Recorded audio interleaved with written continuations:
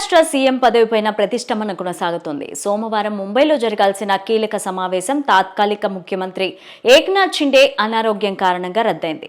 మరోవైపు అజిత్ పవార్ ఢిల్లీ వెళ్లడం చర్చనీయాంశంగా మారింది. మహారాష్ట్ర సీఎం పదవితో పాటు పోర్ట్ఫోలియో కేటాయింపులను ఖరారు చేయడానికి మహాయుతి నేతల సమావేశం సోమవారం జరగాల్సి ఉంది. అయితే షిండే థ్రోట్ ఇన్ఫెక్షన్, జ్వరంతో బాధపడుతున్నారని తెలుస్తోంది. ఈ కారణంగానే సమావేశం రద్దయినట్లు వార్తలొస్తున్నాయి.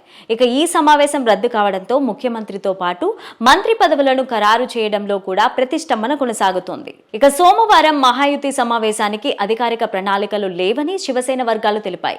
కూటమిలోని అతిపెద్ద పార్టీగా ఉన్న బీజేపీ నిర్వహించే సమావేశం కోసం పార్టీ వేచి ఉందని పేర్కొంది. ఈలోగా ప్రభుత్వ ఏర్పాటు, పోర్ట్ఫోలియో పంపిణీపైన బీజేపీ నాయకత్వంలో చర్చించడానికి అజిత్ పవార్ ఢిల్లీ వెళ్లడం ఆసక్తికరంగా మారింది. మరోవైపు మహారాష్ట్ర డిప్యూటీ సీఎం పదవిపై వస్తున్న వార్తలను ఎంపీ ఏక్నాథ్ షిండే తనయుడు శ్రీకాంత్ షిండే తోసిపుచ్చారు.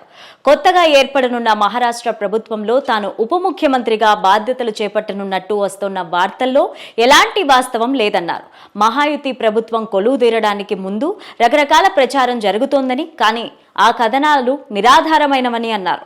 తన తండ్రి ఏక్నాథ్ షిండే అనారోగ్యం కారణంగా విశ్రాంతి తీసుకుంటున్నట్టు చెప్పారు. గత లోక్సభ ఎన్నికల తర్వాత తనకు కేంద్ర మంత్రిగా అవకాశం వచ్చిందని, కానీ పార్టీ కోసం పనిచేయాలనే ఉద్దేశంతో తాను ఆ పదవిని నిరాకరించారని అన్నారు. పదవి కావాలనే కోరిక తనకు లేదని, ఎలా అయినా మంత్రి పదవి రేసులో తాను లేనని శ్రీకాంత్ షిండే స్పష్టం చేశారు. మహారాష్ట్ర అసెంబ్లీ ఎన్నికల్లో మహాయుతి కూటమి ఘన విజయం సాధించింది. సీఎం పదవి, మంత్రి పదవుల కేటాయింపులకు సంబంధించి చర్చల నేపథ్యంలో ప్రభుత్వం ఏర్పాటు ఆలస్యం అవుతున్నట్టుగా తెలుస్తోంది. షిండే తనయుడు శ్రీకాంత్ షిండే డిప్యూటీ సీఎంగా బాధ్యతలు చేపట్టవచ్చని ప్రసారం కూడా సాగుతోంది.